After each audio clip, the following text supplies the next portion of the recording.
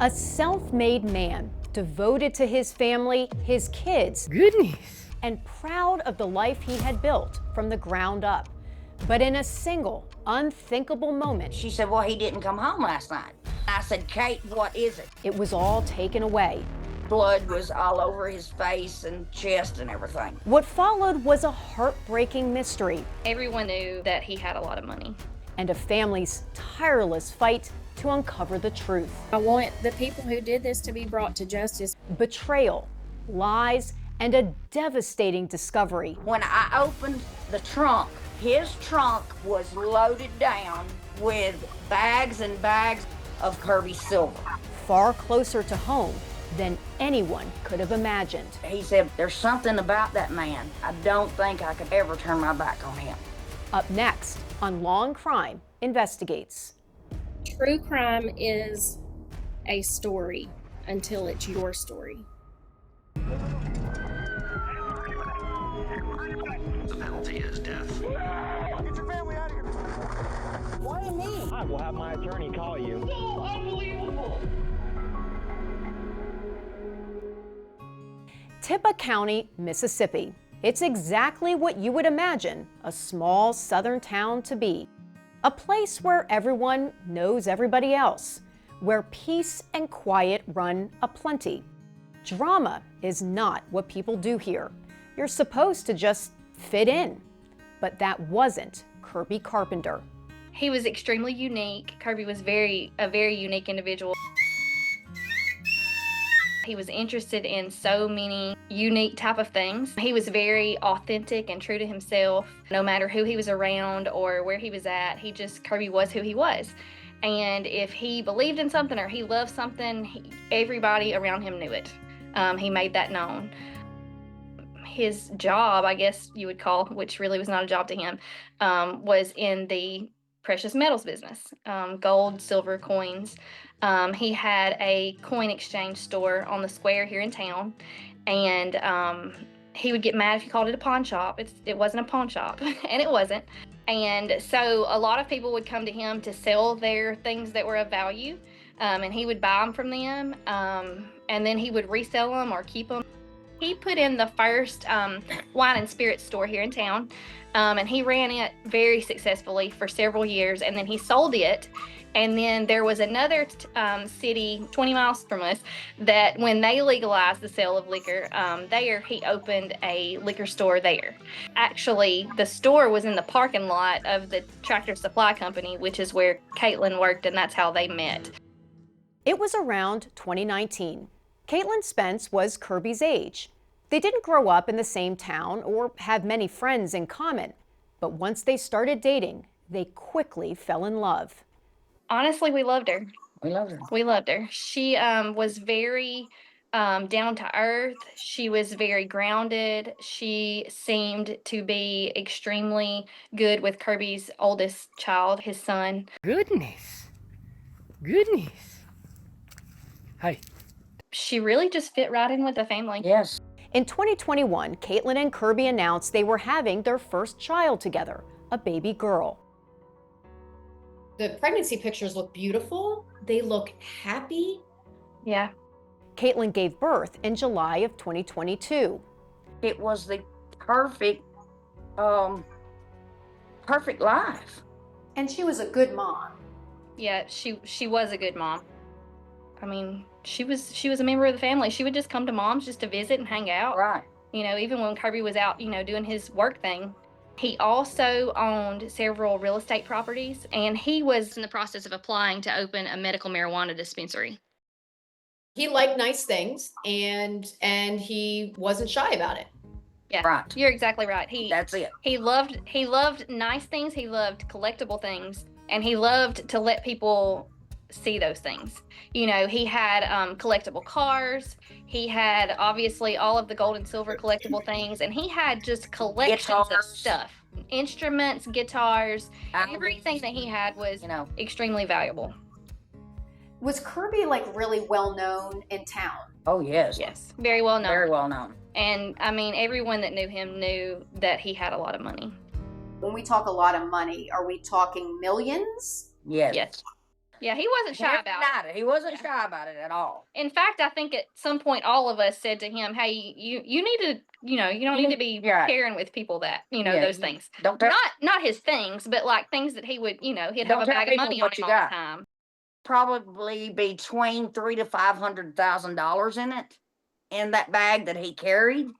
To him, yes, he was making money, and yes, all this was worth money, but this was a business, but it was also a hobby for him. So I feel like he was just able to have fun, and he was passionate about what he did because he loved it, and he was able to make money doing it. As much as he loved his job and the things he did and the hobbies he had, nothing ever in his life gave him purpose, I think, the way having a child did. He was just a different person. He just was completely head over heels, I mean, any parent is, but it was just something to watch, to know that, he was just a good daddy. Kate texted Mama. She asked, had I seen Kirby? Yeah. And I said, no. She said, well, he didn't come home last night. And I told her, I said, Kate, that scares me. That's not like Kirby, because Kirby was going to be home in his bed every night, and he was going to wake up in his bed. So I tried to call him, and I also sent him a text. And I told her, I said, I'm fixing to put out an APB out on him. And she said, no, wait just a little bit. Let me get little girl fed, and we'll walk up to the deer stand. Maybe he's in the deer stand. And I said, well, when you get to the deer stand, you call me back and let me know if he is there. She calls me, and then she said, he wasn't at the deer stand. She said, I don't know where his ass is. She said, I can't find him. I said, well, I'm coming to look for him. And then all of a sudden she says, Kirby. And I said, Kate, what is it? And it was just like she laid the phone down or something. She didn't hang it up or nothing. It was like, she didn't say nothing else. So I jumped in the car and I took off, and I called my husband, and all I could say was, get to Kirby's, get to Kirby's, get to Kirby's. He said, what is it? I said, I don't know. Just get to Kirby's. And that's all I could say was, get to Kirby's, get to Kirby's, get to Kirby's. I'm a teacher at an elementary school in Alabama, and I was at work, and I could hear my cell phone ringing, and I looked at it and saw that it was my mom's name. And when I said hello,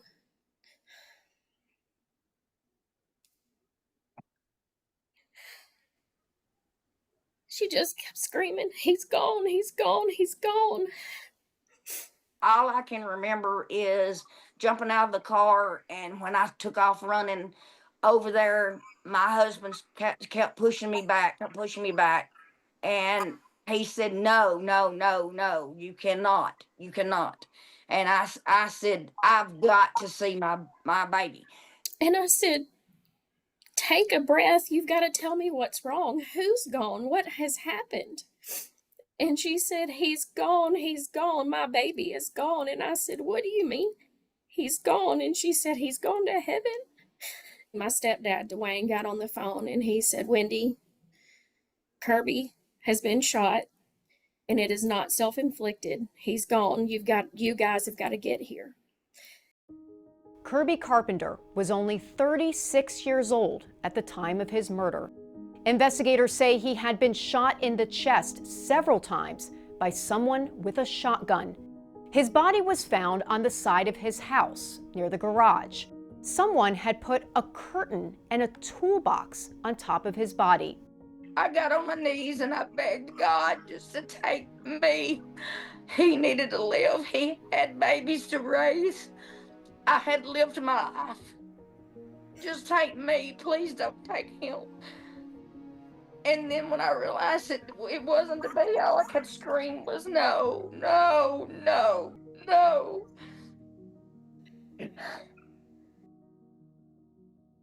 And I remember the resource officer pulling up the cover that was on him, and I seen him laying there with his eyes open, and and it was like blood was all over his face and chest and everything, and I just lost it from there.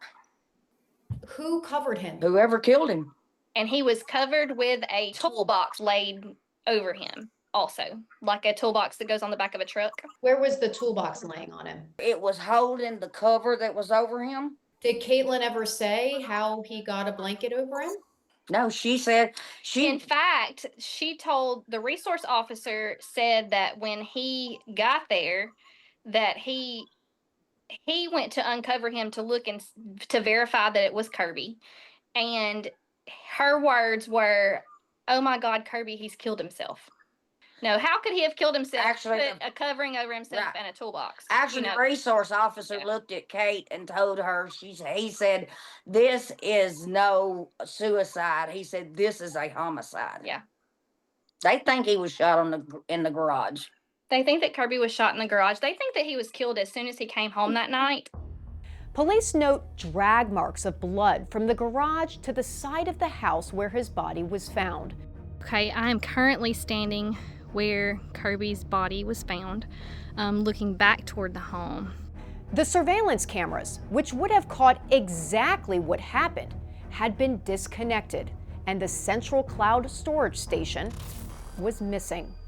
I'm thinking at the time that somebody has come in Kirby's driveway, shot him, and left, and like it had just happened. And then later we found out that he had been dead for 2 days. All of us were in extreme shock, and just absolutely devastated. At that point, we were thinking, oh my God, who would have done this? It put a fear in me that I never dreamed I could have. At this point, you guys are thinking there is someone out there Yes. that killed him. That's exactly what we were thinking. So of course we did think about dealings that, could have gone south with Kirby and, some of his business dealings. He did have dealings with a lot of different people, and there were some people that probably didn't care that much for Kirby, because if he believed something, he told you that's what he believed. If he stood on something, he stood on it. So yeah, I mean, he probably had some people who didn't care for him. And so I remember asking Caitlyn, who would have done this to Kirby? Like, who would have any reason to kill Kirby? She looked at me and just so quickly, she said, meth heads. And I said, meth heads? She said, yeah. And I said, for what? And she said, money. And I said, no, they said he had money in his pocket. So for months afterward, every day, it's all we could think about. And we would just, sit and just, toss ideas off one another. Well, what about this, business, or what about this deal, or what about this person? There had been a couple people in Kirby's past that he had not gotten along with. In fact, the story that Caitlyn initially told was that she had heard a conversation between Kirby and someone the previous week, and that they had had kind of a confrontational conversation, and that the person told Kirby, this is the kind of stuff that gets families killed. Kirby and Caitlyn weren't the only ones living in Kirby's home at the time. After Caitlyn gave birth to their daughter in July of 2022, her parents, Jeff and Karen Spence, came to stay at Kirby's house. They came in July with the intent to help for a couple weeks, and they stayed through August, September, October, November. We know that they had their home in Saltville, Virginia, but then we ended up being told later on that that was in foreclosure. In foreclosure. Kirby was taking care of them. He fed them. He took care of them. They were in his home. Actually, he was even looking for them a home. He was going to buy them a home here so he could get them out of his house. He told my husband a few times, I appreciate the help that they've given us, but, no house, no matter how big, is big enough for two families. And he made the comment several times, I'm just really getting ready to have our space and us just be home as a family, because they had lingered for so long. The first time that he met her father, Kirby said, there's something about her dad. He said, I don't think I could ever turn my back on him. And my husband says, Kirby, You only met him for like 15 minutes. He said, I know that. He said, but I'm telling you, there's something about that man. He said, I don't think I could ever turn my back on him. He'd had a very good intuition, I Yes. mean, about people. He could read people well. And he, you know, if he said something, usually it turned out to be so. And a lot of times I think that we just brush that off as, you know, Kirby's just being Kirby, you know, he's being paranoid about it. There was a time when Kirby said something to you about her. Yes. So, at one point when she and Kirby were dating, we were at Mom's and we were standing in the front yard talking. And he told me, he said, I just don't know about Kate. And I said, what do you mean you don't know about Kate? You know, of course we all loved her. And he said, if there's just something about her, I just don't know if I trust her. And I said, Kirby, you got to stop being like that. You got to stop thinking that, you know, everybody's out to get you. Kirby's family didn't think back to these conversations initially, but something did stand out right away. After Kirby was found, his family realized Jeff and Karen Spence weren't at the house. Kirby was found on Friday, December 2nd. And so I remember asking Caitlyn that night in the garage at Mom's, I remember asking her, when did your parents leave? Because we had all just been there the week before on Thanksgiving. And so I was thinking in my mind, hold on, where are your parents? Because nobody had mentioned anything to us about them leaving, not being here anymore. They had not mentioned at Thanksgiving that they were planning to leave. And so I asked her and she said, oh, they left Tuesday night. And then we ended up finding out Kirby was murdered on Wednesday. To get this straight, Caitlyn's parents left on Tuesday. Investigators believe Kirby was killed on Wednesday. And it wasn't until that Friday that Kirby's body was discovered. Jeff and Karen Spence returned to Kirby's home that Sunday. Casey went out in the garage to talk with Jeff. They talked for a good while, and I ended up walking out there where they were at, and I talked for a while, and then Casey and him walked back in the house. When I went to walk out of the garage, something just told me, check his trunk. And I just opened his car door and popped the trunk. When I opened the trunk, his trunk was loaded down with bags and bags and bags of Kirby's silver. I'm thinking, oh my God, he is not taking Kirby's things.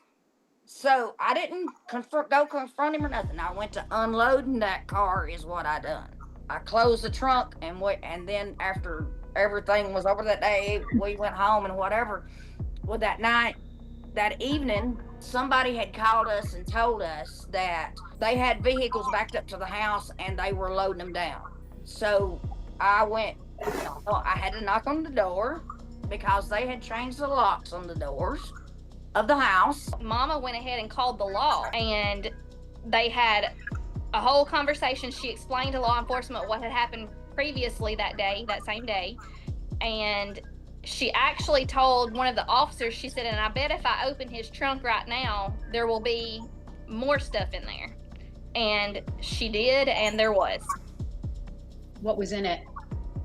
More of Kirby's bags more of of silver. Kirby's bags of silver and stuff. So what did police do at that point? They couldn't do anything. They couldn't get involved. They could not get involved because they said it was a civil matter and they could not get involved in it. But they could not stop me from getting in it. And I put my arm in there, and when I did, I went to pulling Kirby's stuff out again. Kirby's family later discovers that someone had changed the locks on all Kirby's safes. In late December 2022, Caitlyn, Jeff, and Karen Spence move out of Kirby's house. Mom was at Kirby's house, and this was after they had left. And she was walking up the stairs and saw a little spot of what appeared to be blood on one of the stairs. And so she called and notified law enforcement, hey, this kind of looks like blood. Y'all need to come down here and look at this. And so they did. The investigator used luminol, and when he used the luminol on the stairs, it blew up like a firecracker. There was so much blood there. There, all over the sink in the kitchen. And they took a sample of it. It made Kirby's sister, Casey Barnes, think back to something she said someone mentioned to them about Jeff Spence at Kirby's funeral. We had someone tell us that they didn't know who Jeff was. They didn't realize who he was. However, they ran into him in the bathroom immediately following the funeral, and that he had his, shirt kind of raised using the restroom, and that he had a bandage on his side. Everything that happened just continued to point to them. As time goes on, Kirby's family's suspicions grow. It reaches a fever pitch in the summer of 2023 when they're no longer able to get in touch with Caitlyn Spence. They think she may be living with Kirby's daughter at her parents' home in Saltville, Virginia. I wasn't getting any response from her, and had been trying for several days, and she wasn't replying, and so we were concerned, and so I actually contacted the Saltville police and asked for a welfare check. He said, what are we going to check for? And I told him, I was like, my niece is there. Supposedly this is the house where she's supposed to be. I've been trying to contact her mother for days. I can't get her. And he called back and he said, ma'am, I just wanted to call you back and let you know that there is not a house at the address that you sent me. And I was like, what do you mean there's not a house there? I was like, Mom is mailing child support payments to that address every month. And those checks are being cashed. That's got to be where they are. And he said, there's nothing standing there but a mailbox. He said that home has burned. And so at that point, we became extremely concerned. The concerns keep growing. Investigators discover that in early November, shortly before Kirby's murder, Jeff and Karen Spence had made a series of large deposits in their joint bank account: $26,000, $50,000, and $97,000.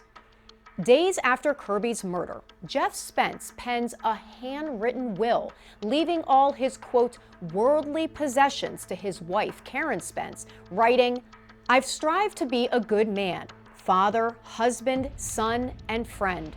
As I slip the bounds of this earthly existence, I look forward to whatever is next." Caitlyn also writes a will, leaving everything behind to her and Kirby's daughter, telling her daughter, quote, "This life has been a beautiful one. You are your mother's savage daughter. Do not ever forget that. I am always with you." And then came the real blow to Kirby's family. While Kirby's body was being found here and we were finding out that he was dead, Jeff and Karen were in Virginia opening a safe deposit box that day, putting Kirby's belongings. Police believe the items belonged to Kirby because they were found alongside a personal check he had written to someone.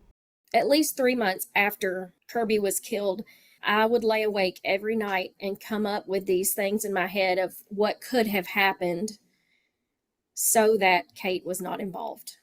I mean, I can remember making up these things like, well, we all did. What if her dad did this and she didn't know about it? On November 30th, 2023, 1 year to the day that Kirby Carpenter was murdered, police arrest Caitlyn, Jeffrey, and Karen Spence. Prosecutors say they conspired and stole a large sum of Kirby's cash, silver coins, gold bars, and other precious metals. They were charged with conspiracy, grand larceny, and capital murder. That day that they were arrested was the day that he was killed the year before. And we had set up to have a fireworks show at Kirby's house. And then we found out that day that they had arrested him. And so we actually had a fireworks celebration. Yes. Kirby loved fireworks. And so we decided that night, after we found out that the people responsible for killing him had been arrested, that we were going to make it a Kirby celebration. It turned out to be a big celebration. Neighbors came. Even the whole fire departments and stuff came. Praise God, the day has come. It was just unreal. All I could do was scream. I mean, I was just so happy they were behind bars. At the first hearing for the Spences, prosecutors revealed that the last text Kirby received before his death was from Caitlyn. It was just after 6:30 p.m. on November 30th. She asked him where he was. Kirby said he was heading home. He had just passed a local tire shop, which was about 15 minutes away. Investigators say Caitlyn was not home when Kirby arrived back at the house. They know she was with her daughter at the local Walmart at 7 p.m. because she was seen on the store's surveillance cameras. The local sheriff testifies that after Caitlyn left the Walmart around 7:15, she sat in her car in the parking lot for 45 minutes.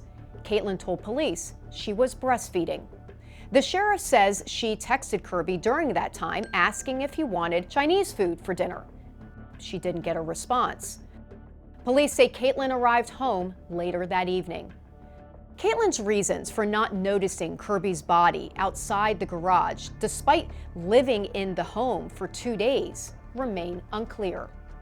But where was Jeff Spence during this time? Prosecutors say they're not entirely sure because his phone was turned off for several days around the time Kirby was murdered. But they believe he was in Kirby's house at some point. Remember the blood on the stairs that police tested? The DNA came back as a male relative of Caitlyn Spence. After Kirby's murder, police tore through Kirby's house looking for evidence. They found that missing central station for the surveillance cameras hidden behind some boxes in a room where Kirby kept all his safes. And what about that big shoulder bag of money that everyone knew Kirby always carried with him? Police looked everywhere for it. That bag never did show up. So where did it go? And also, he had a pistol in his front pocket that has never been found. And he probably went everywhere with the pistol. Yes. Oh, yeah. Always. He did. He always had the pistol. Always. And not only did he always have the pistol, but when law enforcement went through his pockets, he had 3 bullets in his pocket for Yes. that pistol. So he wouldn't have had the bullets in his pocket without the pistol. Jeffrey Spence remains behind bars. We contacted his attorney for an interview, but he declined. During Jeffrey Spence's first hearing on the charges, his attorney tells the judge that prosecutors have zero proof that he killed Kirby. He points out that Jeff Spence also deals in gold and silver, which explains why he had those items. His attorney tried to have the charges dismissed due to the lack of a speedy trial, but the judge denied that motion and set a trial date for September of 2025. Jeffrey and Karen Spence will be tried together. That's when they'll come face to face with the prosecution's star witness, Caitlyn Spence. Caitlyn had to make a very important and difficult decision, and that was, would she choose to cooperate with the state of Mississippi with what she knew? She maintained her innocence. With regard to killing Kirby, who she loved very much, and she maintained she didn't know anything about the murder or had no participation in the murder, was not involved in the planning of the murder, and did not know anything about it until after it had occurred. She implicates her father, and her father made admissions of killing Kirby. She does not implicate her mother. Caitlyn's attorney, Anthony Faris, says Caitlyn had developed growing suspicions about her father's alleged involvement in Kirby's murder. And in the spring of 2023, she decided to confront him. They have a private walk in an area called the Waterfall, and she confronts her father regarding what happened. Did you do this to Kirby? And that is when Jeffrey Spence makes admissions to her. And it was in essence a confession by Jeffrey Spence. She was aware of that information, did not share it, helped conceal it. She also hid it from you.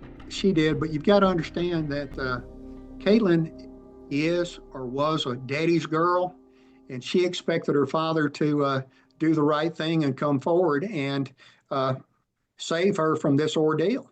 She thought that Jeffrey Spence would come in and do the right thing and tell what happened and really clear her for sure and clear her mother and then take his chances. But Jeffrey Spence is not that kind of man and certainly did not do that. So we reached the point where Caitlyn had to fish or cut bait, as they say in Mississippi. And so she had the most difficult decision that she's ever had to make. And that is to come forward to tell the truth and agree to testify against her father, the man that she's loved, who has been her knight in shining armor all of her life until this point. Faree says there's another reason Caitlyn had to fish or cut bait, as they say. Caitlyn loves her daughter, wants to be with her daughter. The penalty for capital murder is death in Mississippi or life without parole. The district attorney's office announced that they would not be seeking the death penalty, but the only other penalty is life without parole. So that certainly is not attractive when you're looking at the necessity of raising your young daughter.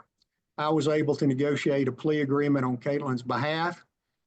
After much prayer and consideration on her part, she decided to accept that plea offer, which was that the offense of capital murder would be reduced to that of accessory after the fact, the capital murder, which changes the maximum penalty from life without parole to maximum of 20 years. In April 2025, Caitlyn Spence stood before a judge and pleaded guilty to accessory after the fact to murder. You know, she testified at that hearing that she had a conversation with her father in the spring of 23, and that during that conversation, he became mean and aggressive with her, and that he had never been like that with her in her entire life.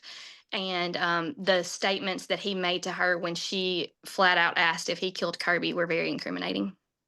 He made statements like, the less you know, the better. I did what I had to do.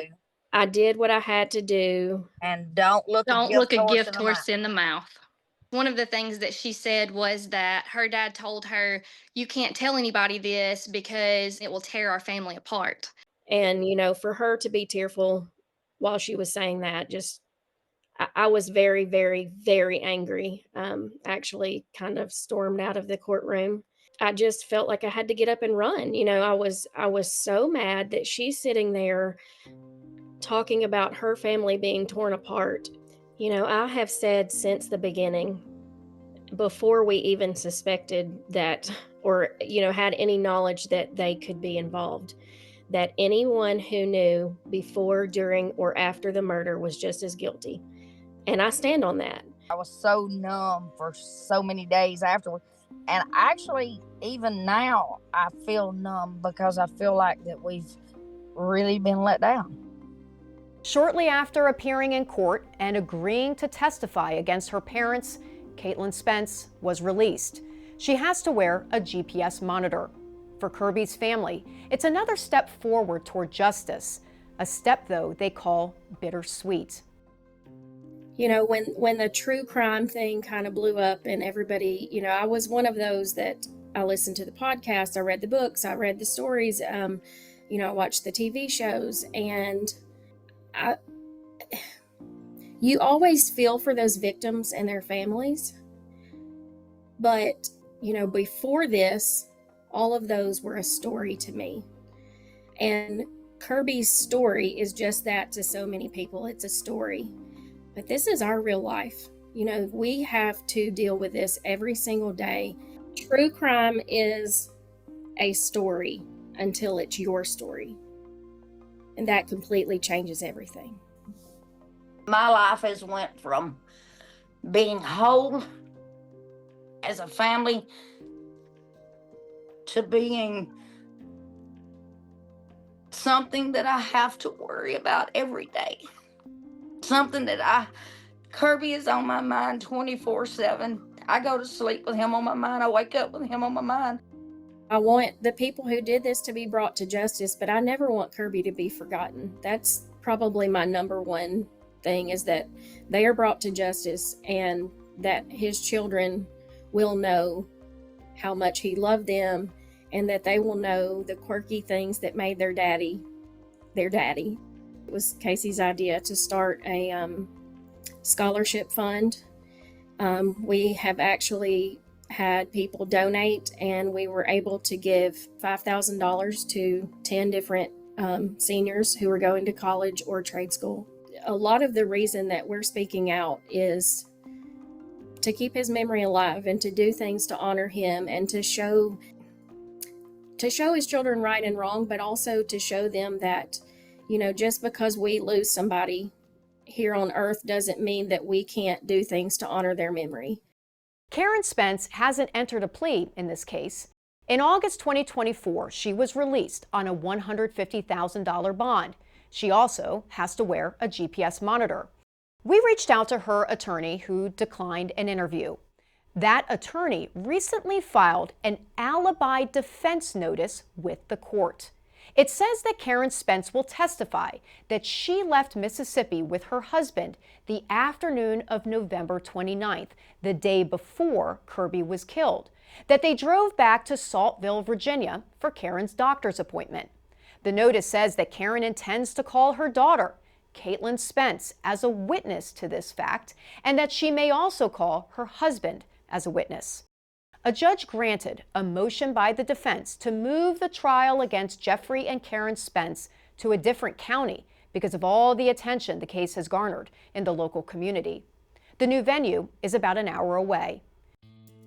Kirby Carpenter deserved more years than he was given. He believed in living life hard, fast, and big, loving his family, his kids, and friends throughout it all. After Kirby's murder, his family found a poem he had written in a journal.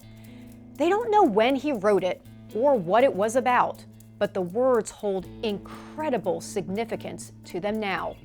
Kirby wrote, quote, "It never fails, the good you do will be done unto you. Karma exists, and don't think it's not true.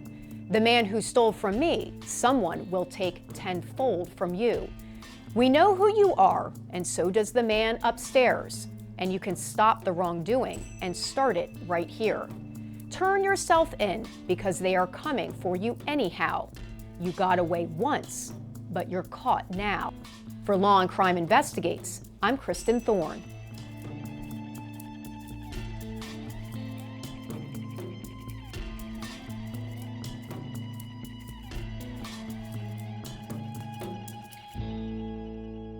I love you. Love you.